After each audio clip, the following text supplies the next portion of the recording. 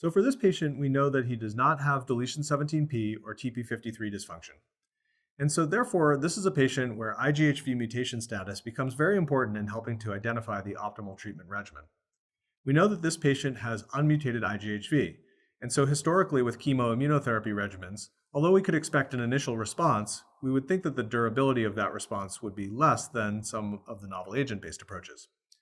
Until very recently, we did not have any convincing clinical trial evidence to support this approach. We had some phase 3 data from a study called Resonate-2, which showed the superiority of ibrutinib as a monotherapy over chlorambucil as a monotherapy for these patients. Unfortunately, chlorambucil is probably not the best comparator because we're not using that drug as a single agent very commonly now in CLL. So it was really only very recently that we had data presented and then published that informed the decision for this patient from a phase 3 trial. And that was the Alliance randomized trial that was presented at the ASH meeting and later published in the New England Journal by Woyak and colleagues. This is a very important study because it randomized previously untreated older patients with CLL to either ibrutinib with rituximab, or the traditional bendamustine rituximab chemoimmunotherapy. So for this patient with unmutated IgHV, how can we interpret the data from this study? What the study showed was that there was a significant improvement in the progression-free survival of both of the ibrutinib arms over the bendamustine and rituximab arm. And interestingly, there was absolutely no difference in PFS between the two ibrutinib arms, meaning that the rituximab did not add any significant benefit from an efficacy perspective to ibrutinib, and certainly was associated with some additional toxicity such as infusion reactions. So as we look at the different subsets of patients on this trial, those who tended to benefit the most actually were patients with unmutated IgHV, and that's where the PFS difference was most significant. In this study, the ibrutinib-based regimens did not lead to an overall survival benefit over bendamustine and rituximab. This is most likely due to the fact that the study allowed for a crossover, and so most of the patients who progressed after bendamustine and rituximab were able to then go on to receive ibrutinib.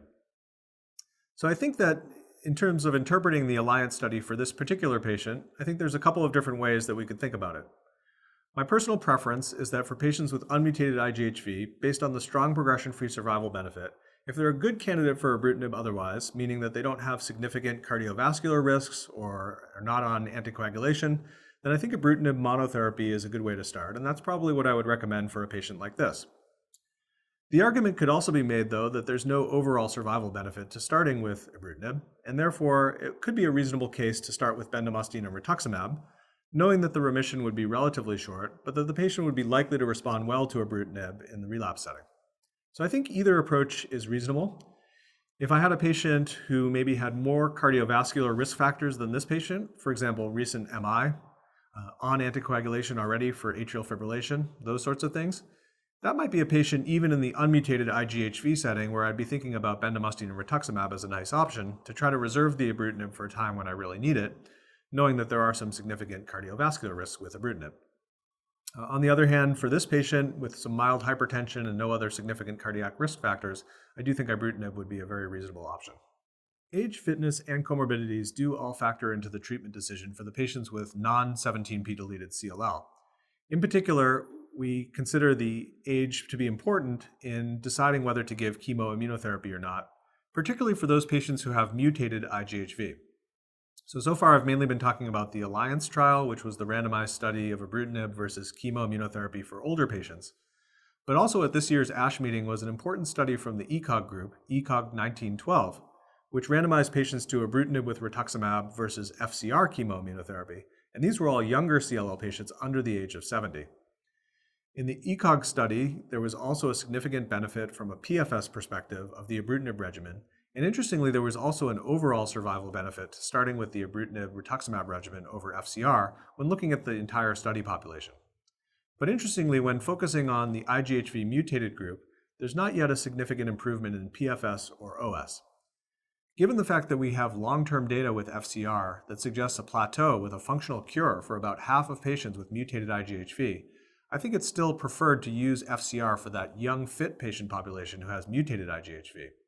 But this ECOG study does provide good evidence that it's good to start with ibrutinib for patients with unmutated IgHV, even in the younger population.